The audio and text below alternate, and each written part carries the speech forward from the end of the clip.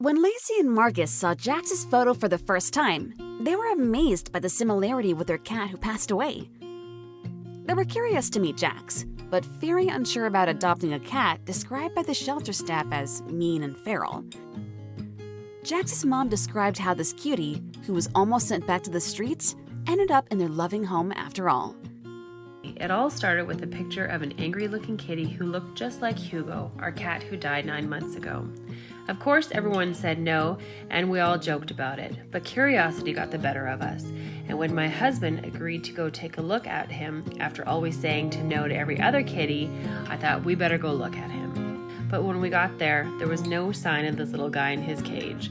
Turns out he was in the back for being a little bit of a troublemaker. I was almost ready to call it quits, remembering the wild ride we had with Hugo, not really wanting to go through that again.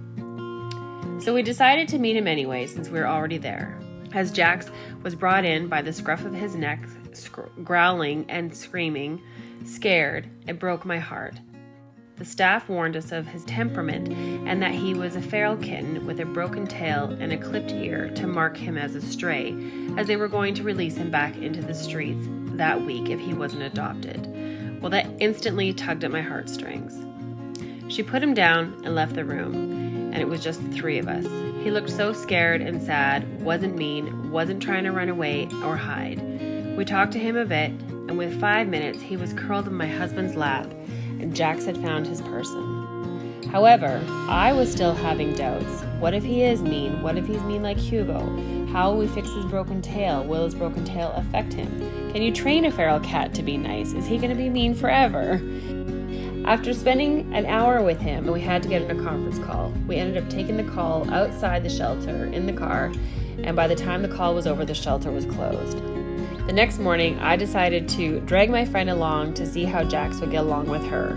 Once we arrived at the shelter, they let us know they had to remove Jax from the shelter as he wasn't getting along with anyone else or any other animal, but said they could bring him back. I started to think this is a sign. Should I just turn around instead? But instead, I said okay, and the next thing I knew, he was on his way back. To calm my nerves, they said I could do a 7-day trial of fostering to adopt. So I agreed to that plan, but already knowing that once I leave with him, I would never have the heart to bring him back, and I would just have another mean kitty like I did with Hugo. I took him out of his carrier and held him with no issues. I was so surprised. Now for my friend to hold him. He was totally fine and no fuss. As soon as Jax got home and was reunited with my husband, Marcus, it was clear that he had found his forever home. Despite his rough start, Jax turned out to be the sweetest, most affectionate little kitty we could have hoped for. He's brought so much joy into our lives, we truly feel he was meant to be with us. I'm convinced that my grandma and Hugo got together to send us this little angel. Although Jax's tail is broken, everything else in his life is perfect now. And even that doesn't bother him in any way. It just looks funny.